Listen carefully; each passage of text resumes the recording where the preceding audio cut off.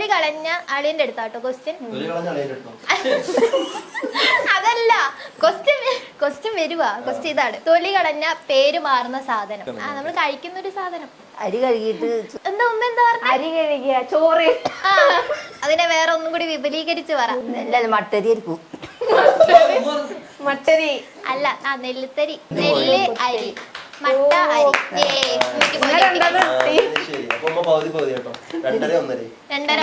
നെല്ലുത്തരി ആട്ടോ ഉത്തരം.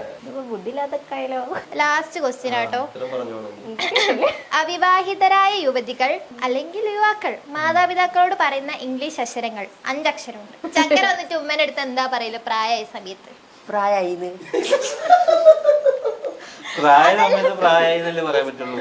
അതല്ല, അളിയന്റെ കാര്യം വീട്ടിൽ പിടിച്ചപ്പോ എന്താ ചക്കര പറഞ്ഞേ? എനിക്കൊരാളെ ഇഷ്ടമാണ്. അങ്ങനെയല്ല, ഉദ്ദേശിച്ച പോലെ ഉത്തരം പറയൂ. ഇവരെ പ്രേമം പിടിച്ചപ്പോ നിങ്ങൾ എന്താ പറഞ്ഞേ? ഓളെന്താ ചക്കര എന്താ ഒന്ന് പറഞ്ഞേ? എന്റെ അടുത്ത് പറഞ്ഞിട്ടില്ല. എനിക്ക് അവനെ വേണമെന്ന് പറഞ്ഞു. ഉത്തരം പറഞ്ഞു. ഉത്തരം ഞാൻ പറയട്ടെ? പറ.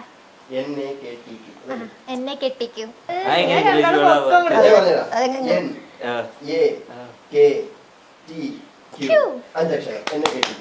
അളിയന് നല്ല ബുദ്ധിയുണ്ട്.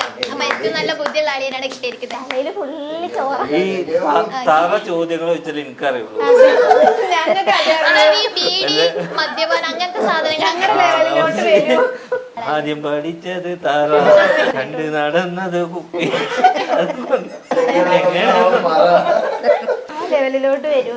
ആ ലെവലിലേക്ക് വന്നാലേ കൊച്ചുങ്ങൾക്ക് ഉത്തരം കിട്ടും. ഉമ്മ മരുമാൻ വീട്ടിലേക്ക് എങ്ങനെയുണ്ട്? ഒരു കുഴപ്പമില്ല.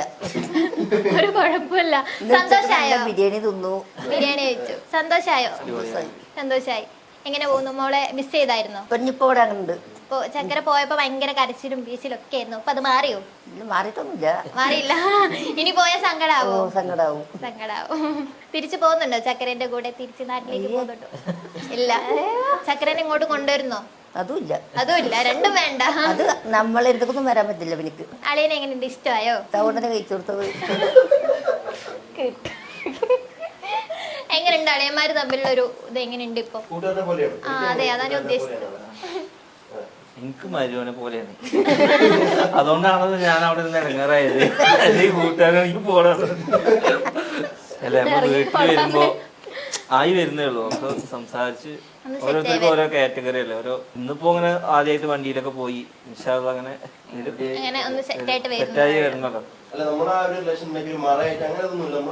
ഓരോരുത്തരും ഓരോ മാതിരിയല്ലേ ഉണ്ടാവുക. ഞാനെന്താ വെച്ചാ നമ്മള് ഒരു കുടുംബം എങ്ങനെയെങ്കിലും നിലനിർത്തണം എന്നുള്ളതുകൊണ്ടാണ് ഞാൻ അവിടെ നിന്നിട്ട് ഇങ്ങനെ വരച്ചത്. അല്ലെങ്കിൽ പോട്ടെ നിൽക്കൂലേ, ഇങ്ങനെയൊന്നും ഭയങ്കര ചെയ്യാൻ പറ്റൂല.